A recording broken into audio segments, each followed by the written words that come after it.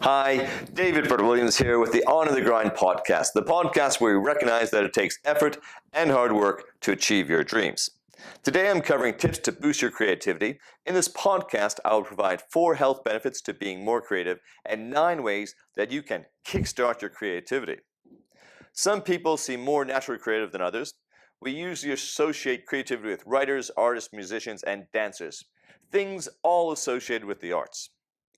But creativity is a valuable skill that anyone can use, whether you're being asked to look for an out-of-the-box solution to work or just to come up with something fun and interesting to do with your friends this weekend. While we all know that being more creative will help you to get ahead at work and will lead to a certain level of happiness in your personal life, a lot of people might not know that being creative has health benefits as well. Seriously. Creativity will put you into flow. Flow is when you so deeply immerse yourself into a project that the rest of the world just fades away. Being in flow means your anxiety and stress levels are down, your heart rate even slows, and you feel a jump in your mood. You also get an extra dose of dopamine in the brain, which is known to stimulate positive emotions. In short, flow puts you into a state of happiness that's good for your health. Creativity also helps to improve issues related to dementia. Studies have shown that giving patients with dementia creative tasks like things that help sharpen their fine motor skills and enhance their senses, as well as help them tap into who they are. Creativity helps with a variety of issues relating to mental health. By taking part in creative tasks, patients who suffer from a variety of mental health issues have been shown to have significant improvement. That includes things such as depression, anxiety disorders, and stress.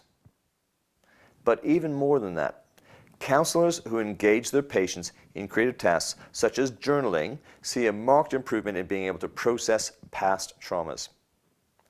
Also, using creative tasks such as drawing or painting has helped patients express deep emotions that they just can't find the words to talk about or to reveal. Creativity can help keep you from getting sick. Again, there is significant proof that the act of journaling strengthens your immune system by increasing your CD4 plus lymphocyte count. Why this works, no one seems to know just yet. Those studies are pending. At any rate, it's a good reason to take up journaling. Being creative has so many benefits. It's surprising and refreshing to find that the art of creation benefits not only your mental health, but also your physical health as well. I would push myself to be more creative for the health benefits alone. Still, when you're developing new content for blogs and podcasts, it forces you to be more creative as part of that role. So I have researched and brainstormed how to develop and boost that creative habit. So here we go with 9 ways which will help you be more creative. Number 1, decide to be creative. As with anything, you're never going to improve in an area until you sit down and decide that you're going to. You must commit to being creative. Then set up a plan to carry out that commitment. 2, specialize. It's hard to see a creative solution to a problem you don't understand. Take the time to educate yourself in the area where you wish to be creative. Learn it inside and out, and then examine it again from the point of view that comes from understanding. 3, be curious. When something interests you, take note of it. Write down your questions. Use these as kind of a jumping off point when you're looking to be more creative. Number 4, become a risk taker. Don't stick with the tried and true solutions. Ask yourself, how can you do things differently? Then jump in and try things that way to see just how it goes. 5, drop the negativity. But I think you can't find a solution or that's impossible to be creative, you have already failed. Don't create self-fulfilling prophecies. Instead, decide you will succeed, that the solution is already there. 6, brainstorm. Throw out ideas one after another. Get wild and crazy and see what sticks, see what works. Sometimes the best creative ideas come out of being silly. 7, know there's more than one right way to get something done. If something isn't working, that doesn't mean there's no solution. Only a solution you haven't found yet. Keep trying.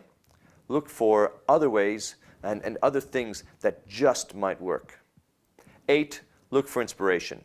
Spend time exploring other people's creativity to stimulate your own. Visit art galleries. Listen to music. Read books. The last 2 really work for me. You can also explore the world around you and see what touches off a creative spark in you. And number 9, let things snowball. Jump from one idea into another and another and another. See where the creative path takes you. Maybe you won't find the solution to the problem you're working on, but you might find the solution to something else. So jot down the best ideas that crop up.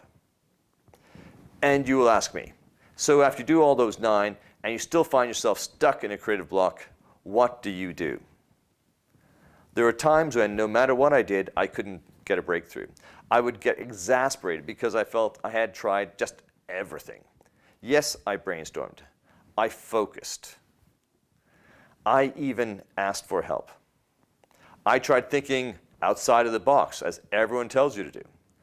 I pumped the music really, really loud, both classical and punchy stuff.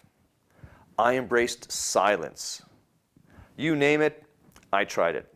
But I still could not get an ounce of creativity out of my head, no matter what I tried. This probably sounds quite familiar, because I'm sure we've all been there at one point or another. Now, there are a few things as frustrating as creative block, especially if you're on a really tight deadline. The next time you're struggling creatively, try this technique instead. Do something mindless. That's it.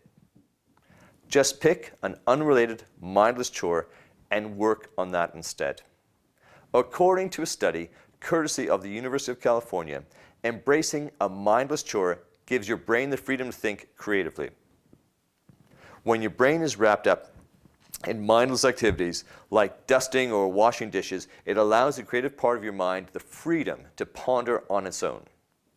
Don't feel limited to just cleaning though. Any menial mindless task that keeps your muscle memory engaged will accomplish the same thing. You could try going for a walk, brushing your pet, organizing your junk drawer, or even something as simple as taking a shower. How many times have you come up with your next big idea while you're lathering up? There are a whole subreddit and Twitter hashtag dedicated to shower thoughts, after all. It isn't something special about the shower itself, it's the mindless activity allowing your brain to think creatively.